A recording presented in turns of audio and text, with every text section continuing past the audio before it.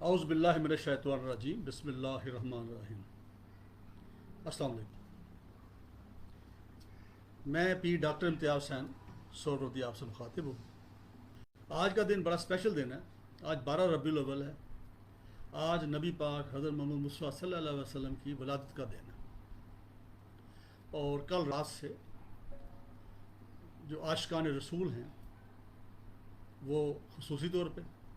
اور مسلمان عمومی طور پہ وہ اس دن کو منا رہے ہیں۔ اب اس دن کو جب مناتے ہیں ہم تو کیسے مناتے ہیں؟ اس میں جنرلی جو ہمارے ہاں جو کلچر ہے یہاں کا، اس کے مطابق لوگ چراغاں کرتے ہیں، پھر اس کے بعد نعت گوئی ہوتی ہے، میلاد ہوتا ہے، اور مل کے اجتماعی طور پہ نبی پاک کو یاد کیا جاتا ہے، ان کی شان میں آپ کہہ لیں کہ اظہار عقیدت کیا جاتا ہے، نعتوں کی شکل میں یا بیان کی شکل میں۔ تو ایسی ہی ایک تقریب میں رات مجھے بھی تھوڑی دیر کے لیے جانے کا اتفاق ہوا، تو وہاں پر بھی کچھ لوگ جمع تھے، اور ان کا سول پرپس جو تھا اس میں مختلف واک آف لائف کے لوگ تھے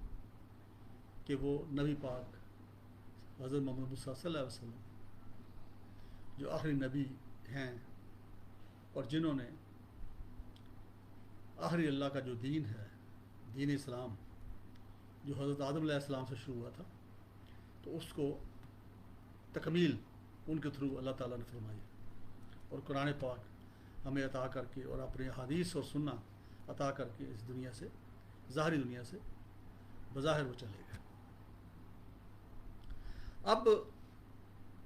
عقیدت جو ہے بڑی اچھی بات ہے، جس سے محبت ہوتی ہے اس کے لیے لوگ شعر بھی کہتے ہیں، لوگ شعر لکھتے بھی ہیں، اور پھر بیانات بھی ہوتے ہیں۔ لیکن جنرلی میں نے جو ایک چیز نوٹ کی، جو رات کی تقریب میں بھی تھا، کہ بیان جو ہے وہ نہیں تھا وہاں پہ، صرف اشعار کا ذکر تھا، پھر اس کے بعد نعت حمد وغیرہ کا ذکر تھا۔ تو میں یہ سمجھتا ہوں کہ اچھی بات ہے، میں اس کو سپورٹ کرتا ہوں، کیونکہ نبی پاک کی شان میں نعت کہنا کوئی چھوٹی بات نہیں ہے، بہت بڑا مقام ہے، اور اللہ کے لیے حمد کہنا، اللہ کی تعریف بیان کرنا، یہ بھی کوئی چھوٹا کام نہیں ہے۔ لیکن اس کے ساتھ ساتھ چونکہ اسلام ایک پریکٹیکل دین ہے، اور پریکٹیکل دین میں ہمیں جو پریکٹیکل ایشوز ہیں، پرابلمز ہیں، ان کے حوالے سے ہمیں بھی بات ضرور کرنی چاہیے۔ اور اللہ کے فضل و کرم سے نبی پاک کی ذات مبارکہ ایک ایسی ذات مبارکہ پوری دنیا میں ہوئی ہیں آج تک، جتنے بھی انسان آئے ہیں، کہ وہ شخصیت ہے جن کے تقریباً ہر عمل کو لکھا ہوا، اس کا ذکر کیا ہوا، اس کے بعد مختلف جو روایتوں کے ذریعے سے صحابہ کرام نے، تابعین نے، تبع تابعین نے اس کو احادیث کی شکل میں، روایت کی شکل میں بیان کیا، اور اس کے بعد اس کے اوپر بڑا کام کیا گیا۔ بڑے ہمارے جید جو اسکالر، ریلیجیس اسکالرس تھے، امام بخاری وغیرہ، امام مسلم جو تھے، یہ اس طرح کے جنہوں نے بڑا اس کے اوپر تحقیق کی، ریسرچ کی، اور کرنے کے بعد انہوں نے ان تمام روایات میں سے جو اوتھینٹک روایات ان کو لگتی تھی، انہوں نے اس کو کتابی شکل دی، جو اللہ کے فضل و کرم سے ہمارے پاس موجود ہیں گائیڈنس کے لیے۔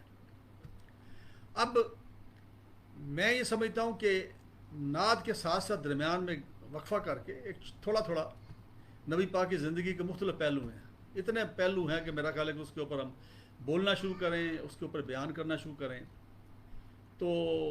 ٹائم ختم ہو جائے، ہماری زبانیں اور ہمارا منہ تھک جائے ذکر کر کر کے، پھر بھی شاید وہ ہم پورا نہ کر سکے اور انصاف نہ کر سکے۔ تو اس لحاظ سے میں سمجھتا ہوں کہ ان کے مختلف جو پہلو ہیں، اگرچہ تمام مسلمان ہمارے جو بھائی ہیں ان کو پتہ ہے، انہوں نے احادیث کا مطالعہ بھی کیا ہے، نبی پاک کی سیرت جو ہے اس کا بھی مطالعہ کیا ہے، ان کی زندگی کے تمام گوشے ان کے سامنے ہیں، لیکن اس کے ساتھ ساتھ میں یہ سمجھتا ہوں کہ ان کو ریفریش کرنے کی ضرورت ہوتی ہے۔ جیسے کوئی بھی علم ہوتا ہے اس کو تازہ کرنے کی ضرورت ہوتی ہے، جیسے رشتے ہوتے ہیں نا، اس میں رینیول کی ضرورت ہوتی ہے۔ کوئی بھی رشتہ جو ہے اگر اس پہ آپ رینیول نہیں کرتے، یعنی بعد میں ملتے نہیں یا رابطہ نہیں رکھتے، تو چاہے وہ سگا بھائی آپ کا ہو، 20-25 سال تک آپ نے رابطہ نہیں کیا، کمیونیکیٹ نہیں کیا، تو وہ غیر ہی ہو جاتا ہے، اور وہ پھر اس کے اندر وہ محبت، وہ اٹیچمنٹ جو ہے وہ کم ہو جاتی ہے۔ یہ جنرل پریکٹس میں آپ نے بھی دیکھا ہوگا، جنرل آپ نے لائف کے اندر اپنے تجربہ کیا ہوگا۔ تو جس کو آپ ملتے رہتے ہیں، رابطہ رکھتے رہتے ہیں، اور آج کل بڑا آسان ہو گیا کہ واٹس ایپ کر دیں، میسج کر دیں، ایس ایم ایس کر دیں، تو اس کے ذریعے سے پھر کیا ہے کہ وہ ریوائیو ہوتا رہتا ہے، رینیول ہوتی ہے۔ رینیول ضروری ہے ہر چیز کی۔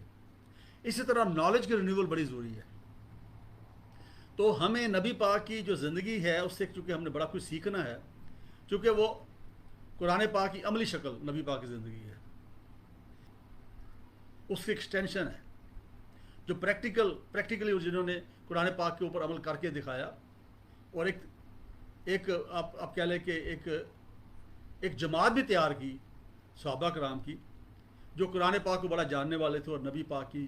سیرت اور نبی پاک کے احادیث اور سنہ کو بڑا جاننے والے تھے۔ تو یہ بہت بڑا ایک مقام ہے کہ بڑے تھوڑے عرصے کے اندر، یعنی 50 کی ایج میں، وہ 50 پلس کی ایج میں وہ مدینہ تشریف لائے، وہاں پہ ریاست بنی، اور 63 کی دنیاوی ایج میں وہ یہاں ہمارے پاس رہے، یعنی مدینہ میں آنے کے بعد 12-13 سال دنیا میں رہے۔ اس 12-13 سال کے اندر انہوں نے تربیت کر کے صحابہ کرام کی، ان کو قرآن کے اصول، قرآن کی وزڈم، قرآن کیا کہتا ہے، اور ان کی نبی پاک کی اپنی جو اس کے بارے میں جو رائے ہے وہ کیا ہے، انہوں نے ایک جماعت تیار کی، اور ایسے جید صحابہ تیار کیے جن کو ہم خلفائے راشدین کہتے ہیں۔ اور ان کے علاوہ بھی کئی جید صحابہ ہیں جو کہ خلفائے راشدین ہم ان کو کہتے ہیں، جو خلیفہ بن گئے نا۔ اس کے علاوہ بھی کئی صحابہ کرام جن کا بڑا مقام ہے، اور بڑا وہ دین کو سمجھنے والے تھے۔ اور اس کے بعد بھی پھر جماعتیں چلتی رہی مختلف، آپ کہہ لیں کہ اسٹیج پہ تابعین آئے، پھر تبع تابعین آئے، اور قرآن پاک کے اوپر اور مختلف خطوں میں گئے، وہ جا کے انہوں نے تبلیغ کی، وہاں پہ لوگوں کو مسلمان کیا، اور ان کو بتایا کہ یہ اسلام کے تحت کیسے رہنا ہے۔ اور نبی پاک نے خود بھی اپنی زندگی کے اندر ان کا بچپن سے اگر ہم دیکھیں تو ان کے دنیا سے پردہ فرمانے تک تمام حالات سے وہ گزرے۔ بچپن میں ماں باپ کی کہ نہ ہونے کی وجہ یتیمی دیکھی، پھر اس کے بعد غربت کا زمانہ بھی دیکھا۔ حضرت ابو طالب جو تھے نبی پاک کے جو چچا، وہ بہت زیادہ کوئی امیر نہیں تھے، تو ان کی زیر تربیت، زیر کفالت رہے، اور پھر اس کے بعد آپ نے دیکھا کہ انہوں نے پھر تجارت بھی شروع کی، اور اس تجارت کی وجہ سے ہی نبی پاک کی جو ملاقات ہے، ہماری جو پہلی ماں ہے حضرت خدیجہ سے ان کی ملاقات ہوئی، اور پھر شادی بھی ہوئی۔ تو اس کے بعد بھی مختلف ٹائم دیکھے، آپ نے دیکھا کہ آپ کو مختلف کفار نے تنگ بھی کیا، پریشان بھی کیا، آپ کا سوشل بائیکاٹ بھی کیا، پھر مدینہ تشریف لائے، اور وہاں پہ پھر ایک نیا دور شروع ہوا۔ تو نبی پاک کی جو زندگی ہے اس کے بارے میں جاننا بڑا ضروری ہے۔ اس کی وجہ یہ کہ جب بھی ہمیں آج کل کی دنیا میں، میرے کچھ فالوورز ہیں یا مریدین ہیں، جب مجھے پوچھتے ہیں کہ جی یہ فلانا کام، تو میں کہتا ہوں دیکھو نبی پاک کی زندگی ہمارے سامنے ہے، کیا انہوں نے یہ کام کیا؟ اگر کیا تو آپ بھی کر لو، اگر انہوں نے یہ کام نہیں کیا تو پھر آپ نے بھی نہیں کرنا۔ یا کس موقع پہ انہوں نے نبی پاک نے کیا فرمایا، کیا رد عمل کا اظہار کیا، اس سچویشن کو انہوں نے فیس کیا، اسی طرح آپ بھی فیس کر لیں۔ ہمارے پاس نمونہ موجود ہے نبی پاک کی زندگی۔ یہ بہت بڑی ہمارے لیے خوش قسمتی ہے کہ پریکٹیکل قرآن پاک ہمارے پاس موجود ہیں نبی پاک کی زندگی کی شکل میں، جن کی زندگی کا ہر پہلو پریکٹیکلی، اور جو وہ بولتے رہے وہ سارا عین قرآن پاک کے مطابق تھا۔ تو جنگ میں، خوشی میں، امن میں، اور دکھ میں، ہر معاملے پہ نبی پاک نے جو کچھ کیا ہم اس کو فالو کرتے ہیں، اور یہ ہے۔ اب یہ جو ہم تقریبات کرتے ہیں اس پہ میں آ جاتا ہوں واپس۔ اس میں ہمیں چاہیے کہ نبی پاک حضرت محمد صلی اللہ علیہ وسلم جو ہے ان کی زندگی کے مختلف پہلوؤں کے اوپر بھی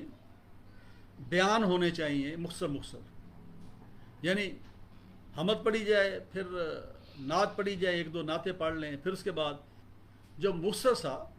کوئی ایک پہلو نبی پاک کا، کوئی ایک واقعہ بیان کرے، تاکہ جو حاضرین بیٹھے ہم کچھ وہاں سے لے کے جائیں۔ یہ چیز بھی آلدو اس کا ثواب بھی لے کے جاتے ہیں، کیونکہ جو نعت سننا ہے یا سلام پیش کرنا ہے نبی پاک کو، تو اس کا بھی ثواب بہت بڑا ہے، اس میں کوئی، اور پھر درود پاک جو پڑھا جاتا ہے وہ تو باقاعدہ فرشتے بھی نبی پاک کو درود بھیجتے ہیں نا، تو بہت بڑا مقام ہے. لیکن اس کے ساتھ ساتھ پریکٹیکل لائف کے لیے جو گائیڈنس ہے اس کے لیے وہ نبی پاک کی اس جو زندگی کا وہ پہلو ہے اس کے بارے میں لرننگ ان کی ہو، اور پھر اس کے بعد درمیان میں پھر ایک دو نعتیں ہو جائیں،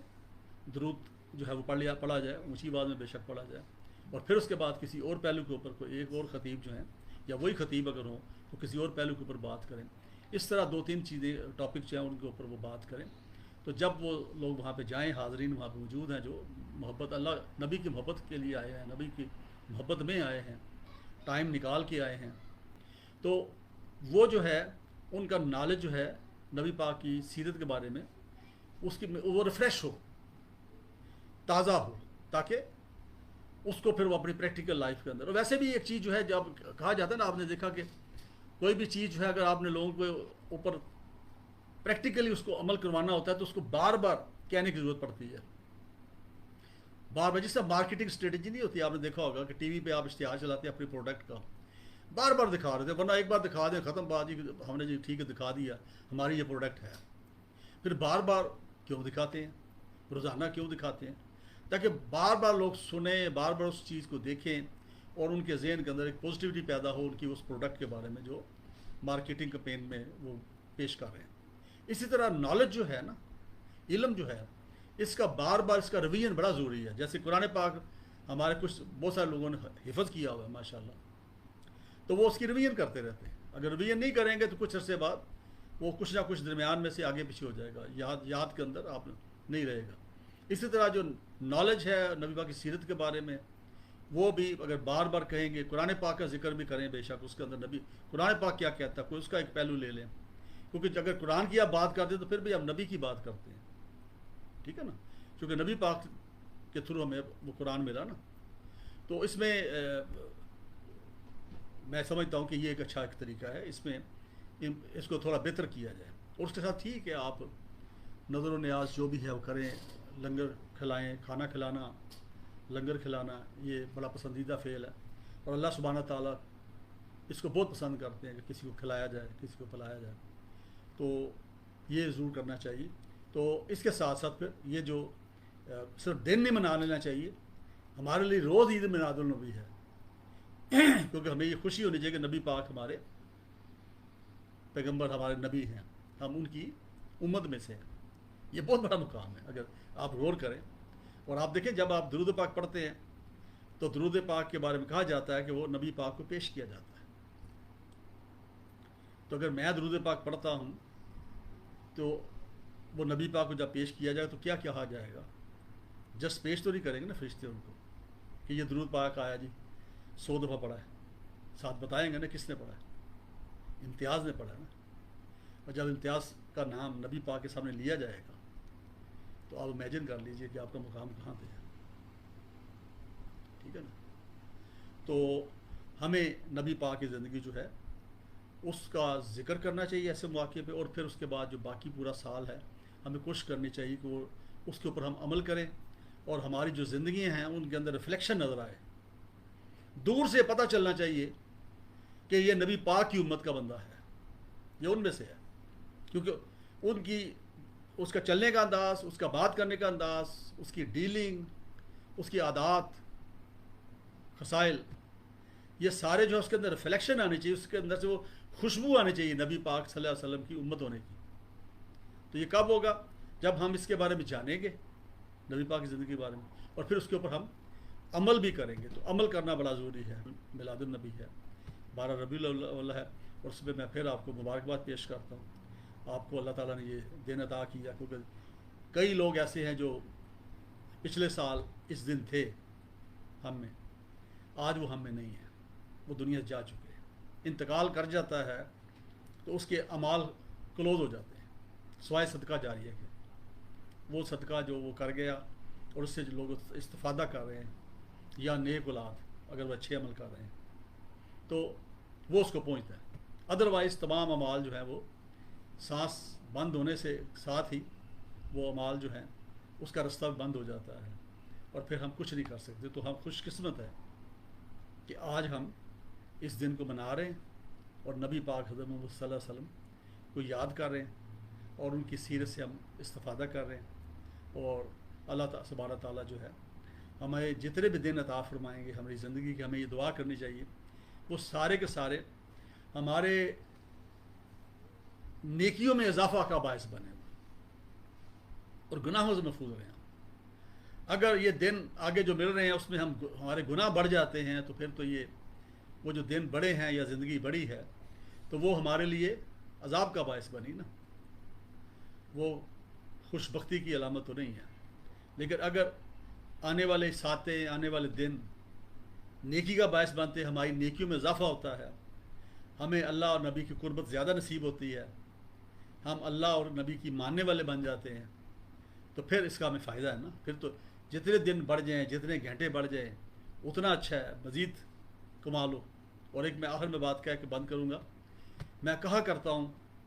کہ اللہ سبحانہ تعالیٰ کو اپنی ترجیح اول بنائیں،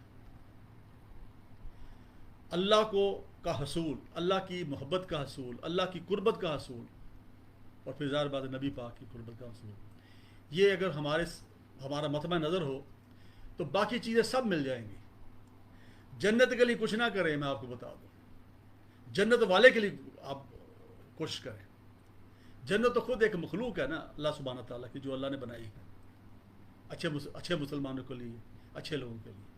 لیکن ہم کیوں نہ خالق کے قریب ہو جائیں۔ جب خالق کے قریب ہو گئے، وہ کہتے ہیں جی ایک چھوٹے افسر کے پاس کیا آپ نے تعلقات بنانے اس کے ساتھ، آپ بڑے ٹاپ کے افسر کے ساتھ تعلقات بنائیں جو فل فائدہ تو پہنچا سکے نا، آپ کو اختیار میں بھی ہو۔ تو اگر ہم صرف جنت کے لیے بات کریں گے تو پھر جنت تو شاید مل جائے گی، لیکن شاید اللہ کی قربت اس طرح نہ مل سکے، نبی پاک جو ہے ان سے ملاقاتیں نہ ہو سکے اس وقت، ٹھیک ہے۔ تو پہلی ترجیح بنائیں اللہ سبحانہ تعالیٰ، ان کا حصول، اور بڑا سمپل ہے کہ قرآن پاک ترجمہ کے ساتھ پڑھیں، نہیں پڑھ سکتے تو ویڈیوز پڑھی ہیں جس کے اندر اردو ترجمے کے ساتھ یا انگلش ترجمے کے ساتھ قرآن پاک اویلیبل ہے، اس کو سنیں، ساتھ کام بھی کرتے رہیں، بے شک کچھ نہ کچھ آپ کے دماغ میں رہ جائے گا نا کہ اللہ سبحانہ تعالیٰ کیا کہتے ہیں۔ تو میری دعا ہے کہ اللہ سبحانہ تعالیٰ ہم سب کو توفیق عطا کرے کہ ہم اللہ اور اللہ کے رسول کی ماننے والے بن جائیں، اور اللہ سبحانہ تعالیٰ ہماری یہ دنیا بھی کامیاب کرے۔ ظاہر یہ دنیا بھی چاہیے، لیکن اصل کامیابی جو ہے وہ دوسری دنیا کی ہے، اور وہ یہ ہے کہ ہم اللہ سبحانہ تعالیٰ ہمارے خالق حقیقی جو ہے ہمیں ان کی قربت نصیب ہو جائے، ہم ان کے اللہ کے بندے بن جائیں، ہم اللہ والے بن جائیں۔ اسی کے ساتھ میں آپ سے اجازت چاہتا ہوں، مجھے اپنی دعاؤں میں یاد رکھیے۔ بہت شکریہ، السلام۔